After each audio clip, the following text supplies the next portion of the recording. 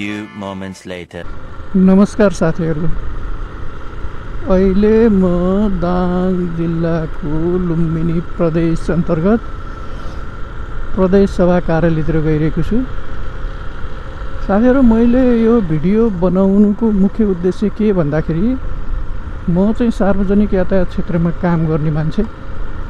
मेरो आफ्नै गाडी विभिन्न क्षेत्रहरूमा चाहिँ गुडिरहेको हुन्छ र साथै म पनि त्यो गाडीमा साथै गुडिरहेको हुन्छु।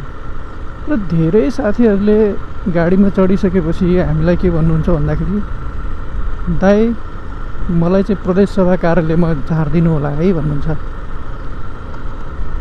यसले गर्दा कहिलेकाहीँ त के हुन्छ, हामीलाई याद हुन्छ हामीले उहाँहरूलाई प्रदेश कार्यालय यही हो दिदी भाइ दाइ अथवा अङ्कल आन्टी अथवा बाबु नानी जे भनेर भए पनि उहाँहरूलाई झारिदिन्छौँ। तर धेरै चाहिँ अवस्थाहरूमा चाहिँ के हुन्छ भने हामीले पनि बिर्सिन्छौँ र उहाँहरू गन्तव्यभन्दा अगाडि पुगिसक्नुहुन्छ। यस अर्थले एउटा ठ्याक्कै प्रदेश सभा कार्यालय कहाँ पर्छ र कताबाट जाँदा कहाँनिर झर्नुपर्छ भन्ने एउटा इन्फर्मेटिभ भिडियो बनाउन सकेको खण्डमा र जानकारी दिन सकेको खण्डमा राम्रै होला भन्ने हिसाबले चाहिँ मैले यो भिडियो बनाइरहेको छु।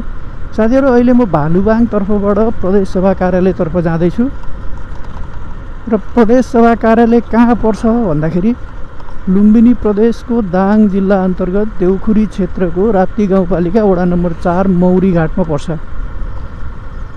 र भालुबाङ तर्फबाट आउँदाखेरि करिबन 5 किलोमिटर अगाडि गइसक्नुभयो भने मौरी घाट भन्ने क्षेत्र पर्छ, मौरी घाट भन्ने ठाउँ पर्छ र त्यो मौरी घाटको 4 नम्बर वडामा चाहिँ प्रदेश सभा कार्यालय रहेको छ। त्यसै गरी यदि तपाईहरु पश्चिम तर्फबाट आउँदै हुनुहुन्छ भने दाङको लमहीबाट करिब 16-17 किलोमिटर पूर्व आउनुभयो भने श्रीनारायण चोकबाट 1 किलोमिटर जति पूर्व तपाईहरु प्रदेश सभाको कार्यालय चाहिँ पाउन सक्नुहुन्छ। त साथीहरु, कुरा गर्दा गर्दै हामी चाहिँ लगभग प्रदेश सभा कार्यालयको गेटनेर आइपुगेका छौँ। शिक्षा तथा सामाजिक विकास निर्देशनालय यहाँनिर पर्दो रहेछ। यहाँहरूले देख्न सक्नुहुन्छ माथि एउटा बोर्ड राखिएको छ। त्यो बोर्डमा यहाँहरूले देख्न सक्नुहुन्छ लुम्बिनी प्रदेश सभा भनेर लेखिएको छ।